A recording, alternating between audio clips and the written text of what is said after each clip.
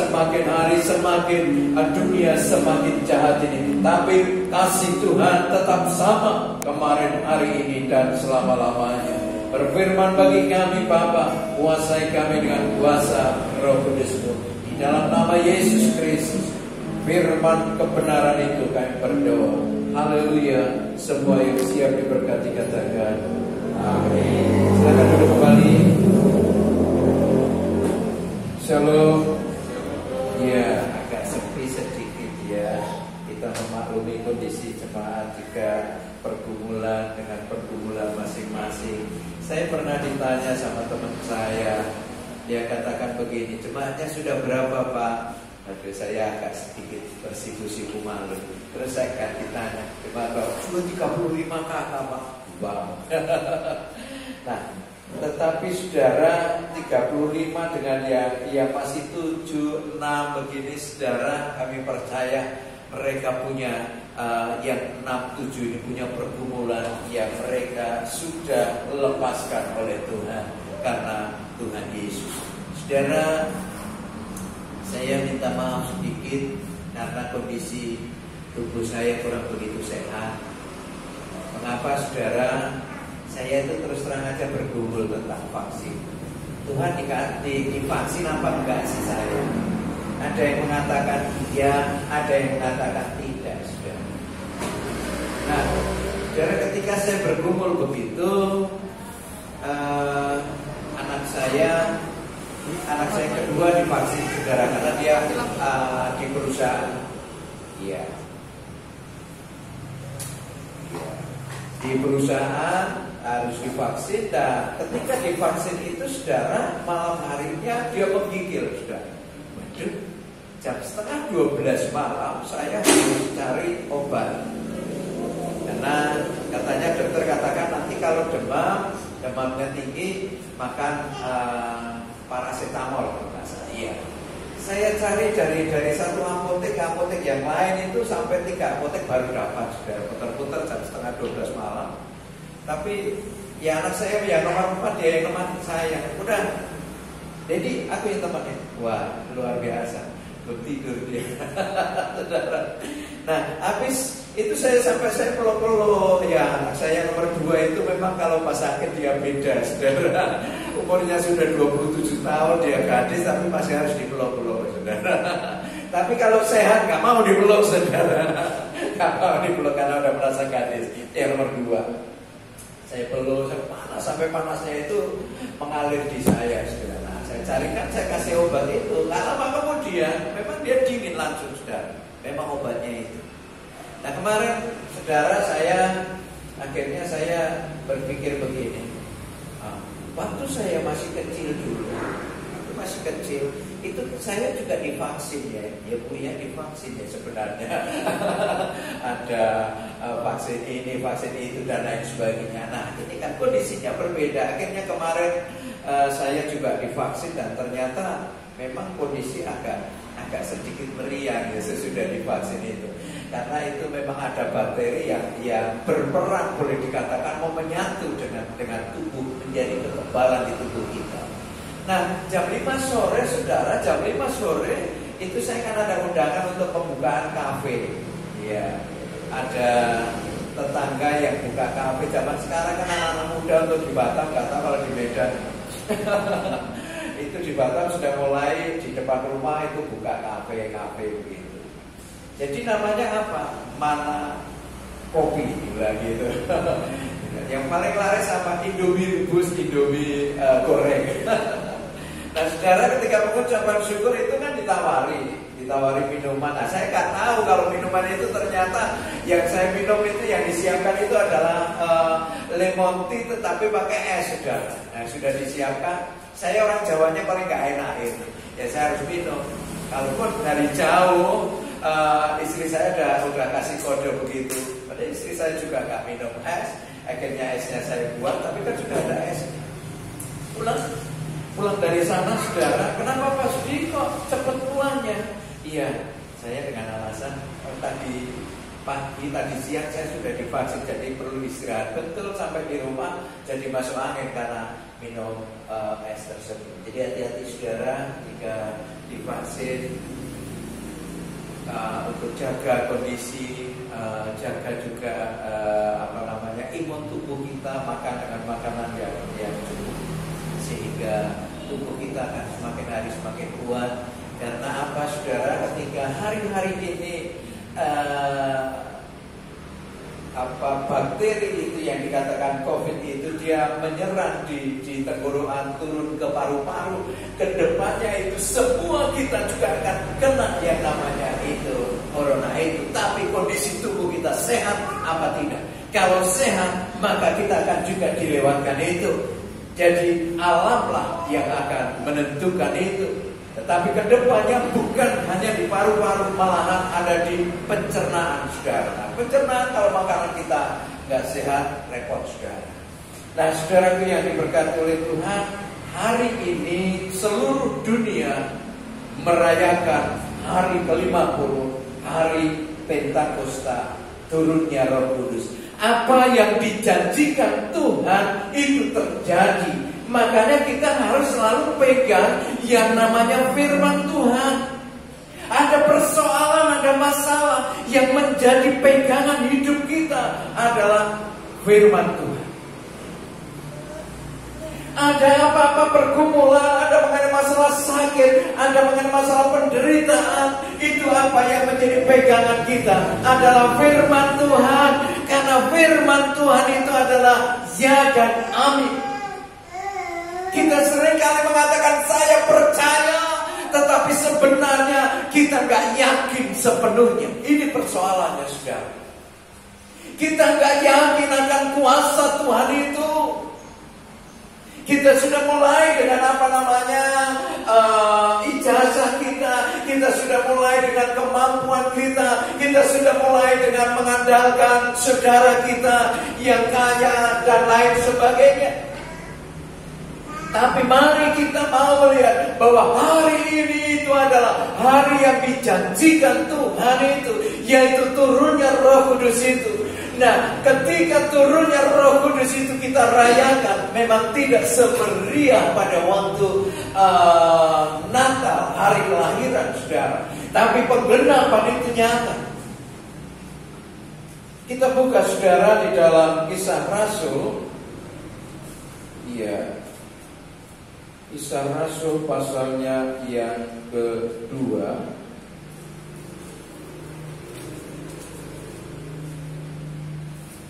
Saya ambil kacamata dulu.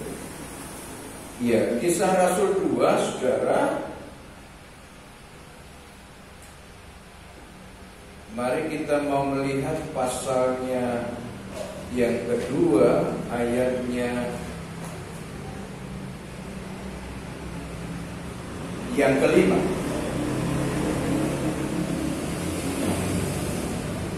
Lama kalau kita baca semua, saudara. Saya hanya ayat yang kelima. Waktu itu di Yerusalem diam orang-orang Yahudi yang saleh dari segala bangsa di bawah kolong langit. Saudara, siapa yang diberkati oleh Tuhan adalah orang-orang yang saleh. Itu saya melihatnya. Bagaimana kita akan diberkati oleh Tuhan pada waktu kehidupan kita memang dikatakan kita adalah manusia-manusia yang saleh itu. Nah, itu terjadi. Dialah yang jemaat mula-mula itu adalah jemaat yang benar, jemaat yang baik, jemaat yang kudus, jemaat yang takut akan Tuhan. Itu dikatakan adalah yang saleh itu. Kita mau belajar, saudara, dari sana. Nah, pencurahan Roh Kudus itu berlaku, saudara yang kasih. Itu juga melalui satu proses.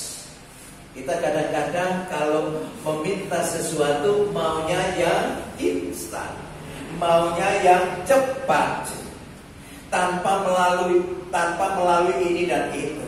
Padahal zaman sekarang ketika kita melamar pekerjaan sore itu juga harus apa, saudara? Melalui satu proses dari tangan satu ke tangan yang lain. Ada proses waktu tunggu dulu ya. Tentunya menggunakan apa? Menggunakan nomor urut juga. Nomor urutnya masih pakai apa? masih pakai ini saudara saya dan lain sebagainya. Ini yang repot saudara. Ini teman saya. Nilai poinnya di Indonesia kan masih sangat tinggi. Toleransi satu dengan yang lain itu masih sangat tinggi. Kolusinya itu masih sangat tinggi. Kalau dulu seperti saya masih pegawai negeri saudara, itu zaman dulu itu masih kolusinya tinggi. Tapi kalau sekarang ya sudah ada komputer, kemudian bagaimana bisa apa enggak mengerjakan itu. Kalau dulu di sini, saya dari Jogja saudara, kemudian ke Jakarta, ada saudara sepupu berkunjung, sini kamu ada kerjaan ini, masuk PNS. Sekarang mana bisa lagi? Zamannya sudah berubah. Oleh sebab itu saudara dikatakan firman Tuhan kan mengatakan begini, hari-hari ini dunia ini semakin jahat. Ini betul. Tadinya saya bergumul, yang hari-hari semakin jahat itu gimana sih? Dulu waktu gaji saya PNS pertama, saudara, itu gajinya itu cuma 29.000. 29.000 sekali makan aja sekarang nggak kenyang.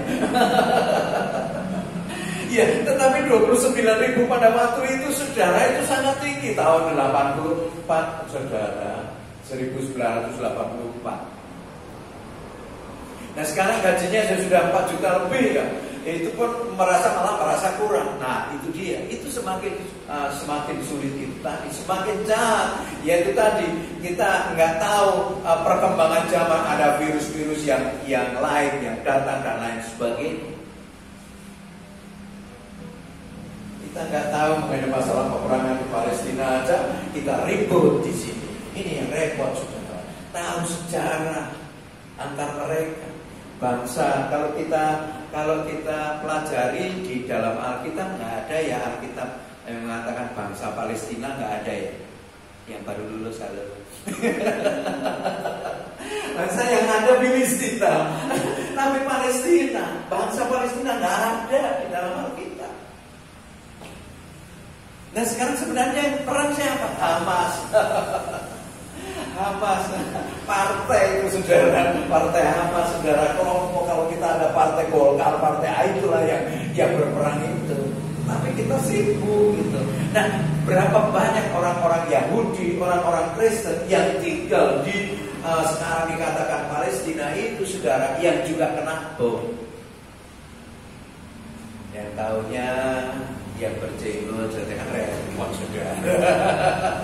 Ya mari kita mau kembali ke firman Tuhan. Ketika Tuhan menjanjikan sesuatu itu melalui satu proses. Saudara tahu perjalanan bangsa Israel dari tanah perbudakan sampai ke tanah perjanjian itu, kalau ditarik garis lurus saudara, kalau berjalan di garis lurus itu nggak sampai 7 hari udah nyampe saudara. Tapi kenapa Pak putar-putar terus sampai 40 tahun? Itu yang diminta dalam kehidupan kita apa? Yang diminta adalah tadi, masih adakah orang-orang saleh di antara kita? Masih adakah kita di tengah-tengah pergumulan kita? Saudara, pernah berapa tahun yang lalu, kurang lebih tahun 2000 saudara, tahun 2000 saya dalam kondisi menganggur saudara, mau berangkat ke gereja. Saya masih ke gereja jauh saudara, dari Bengkong ke Nagoya sana. Kalau dari Bengkong ke Nagoya berarti saya harus transport dan lain sebagainya. Memang betul ya sekarang dilakukan oleh Ibu Tiapa Yohana, jauh sampai ke Bengkong sini. Saya nggak berangkat saudara, berapa minggu saya berangkat, saya cari gereja-gereja yang ada di Bengkong yang bisa dijalani dengan jalan kaki. Orang-orang pada bertanya, di mana ini Pak Sudiantoro ini? Nggak pernah ke gereja. Saya bilang saya ke gereja, tapi gereja uang-uangnya cukup hanya untuk kolektor saja. Kolektor kadang-kadang pun nggak punya kolektor, ya sudah tinggal malu ketika persembahan dijalankan. Tapi hati mau untuk datang, untuk menyenangkan hati Tuhan lewat pengucapan syukur itu.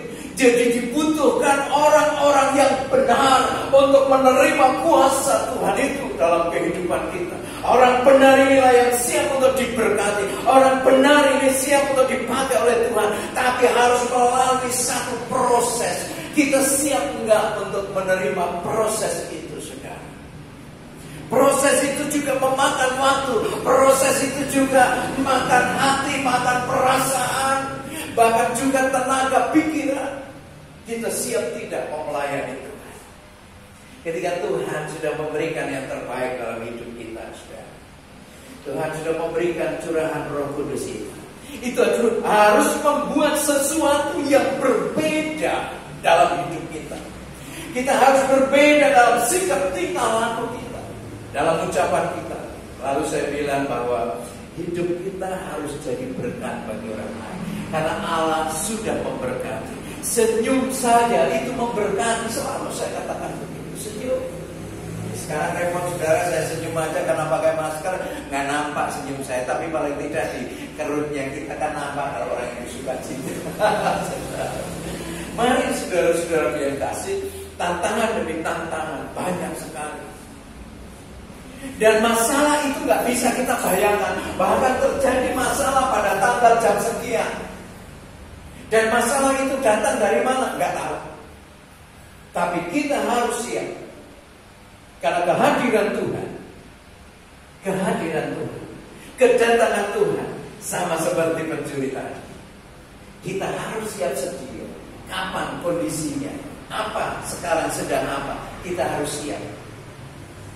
Kemarin dulu, saudara, saya diminta, yaitu udah beberapa minggu yang lalu saya juga udah ceritakan. Saudara, kira-kira mungkin ada kawan itu mungkin 5-6 tahun saya nggak ada komunikasi. Pagi-pagi ketika saya datang ke sini dia WA. Dia bilang, "Pak, bisa nggak hari ini saya minta waktu?" "Oh, hari ini saya lagi ibadah, Pak, sore baru bisa." "Oke, saya memang minta sore. Sore nanti ya Pak ya, jam 4 kita ketemu di bangunan itu, bangunan Habibie yang di Batam Center. Tolong ya Pak ya, sediakan minyak, sediakan Alkitab." Oh, saya agak steady sedikit. Nah, ternyata di sana itu cuma satu keluarga. Mereka suami, istri, 2 anaknya. 1 anaknya sudah tinggal UAS karena mau jadi dokter. Kemudian adiknya juga mau jadi dokter lagi semester 2. Nah, ada temannya satu. "Pak Sugiantoro, kenapa sih pakai sepatu, pakai segala?" "Saya takut malu." "Karena apa?" "Malunya saya pernah melayani jemaat yang begitu banyak, ternyata saya itu pakai sendal." Saya nggak tahu. Yang punya ruko ini pengucapan syukur, Bapak Ibu kan masih ingat saya pakai sendal. Saya pikir pengucapan syukur hanya keluarga aja. Ternyata satu kampung itu diundang pakai sendal saya. Jadi saya agak malu-malu. Sudahlah grogi, agak malu. Nah, saya strategi begitu. Saya cuma undang bapak aja, itu cuma anak-anak. Nah, saudara, mari kita senantiasa apa yang kita lakukan yang baik itu tercatat, saudara. 5-6 tahun yang lalu kan udah lama itu, saudara. Tapi ketika punya pergumulan, dia beli apartemen itu, saudara, dia kasih. Yang minta didoa, aku ingat sama Sugiantoro, diundang. Iya Pak Sungguh itu, sampai dia katakan, "Pak, nanti kalau Bapak mungkin ada menantu, anak, cucu, pengen tidur di sini, kasih tahu aja supaya menikmati indahnya Batam." Dia melihat Batam dari atas. Cantik memang, saudara. Nah, itu kan di luar pikiran kita. Jadi segala sesuatu yang baik itu tercatat. Orang yang pernah kita doakan, dia akan ingat sama kita, ada ikatan dengan kita. Demikian pula ketika kita sudah diselamatkan dalam nama Yesus, ada ikatan itu, saudara. Berapa waktu yang lalu saya bilang ada saudara jemaat yang salah satu anaknya dia mengambil keputusan untuk kepercayaan yang lain. Kemudian dia nangis, "Pak Sugiantoro gimana?" Biasanya kalau ada masalah dia tanya sama siapa, sama itu. Saya katakan, ibu bapak jangan berhenti berdoa. Dia sudah ada darah Kristus yang ada di dalam tubuhnya. Jadi percaya apa? Baru dia buat. Oh begitu ya Pak ya. Iya. Jadi nggak boleh berhenti berdoa. Ya terus berdoa. Ya pulang dengan sukacita. Mari saudara yang kasih. Kita mau mengikat yang baik. Karena kebaikan itu datang dari Allah. Dari atas. Mari selalu kita mau berbuat yang benar. Karena kebenaran itu berasal daripada atas. Kita akan dikatakan orang-orang yang akan diberkati itu pada saat kita mau apa? Kita berbuat yang salah itu. Kita menjadi orang-orang yang dikatakan orang-orang salah itu. Sama dengan orang yang pada waktu mau pencurahan Roh Kudus itu dilihat hatinya oleh Tuhan. Saat sekarang saudara yang kasih, kita juga dilihat dari atas oleh Tuhan. Bagaimana kerinduan hati kita untuk bertemu dengan Tuhan. Tuhan akan memberkati setiap kita. Tuhan akan melindungi setiap kita. Tuhan akan membebaskan setiap kita dari apa? Ikatan-ikatan belenggu yang mau mengikat di dalam diri kita. Sehingga kita menjadi orang-orang yang dimerdekakan oleh Tuhan. Namanya merdeka, lepas, bebas kita mau mengatur segala sesuatu. Tapi tentu kebebasan yang teratur. Karena kita hidup di dalam Tuhan. Tuhan memberkati. Mari kita berdoa. Bapa, terima kasih untuk kemurahan-Mu. Terima kasih untuk hari ini. Terima kasih untuk firman-Mu Tuhan. Bahwa hari ini hari yang sangat luar biasa. Nama Tuhan dipermuliakan. Nama Tuhan ditinggikan. Betapa ajaib, betapa besarnya kasih-Mu Tuhan.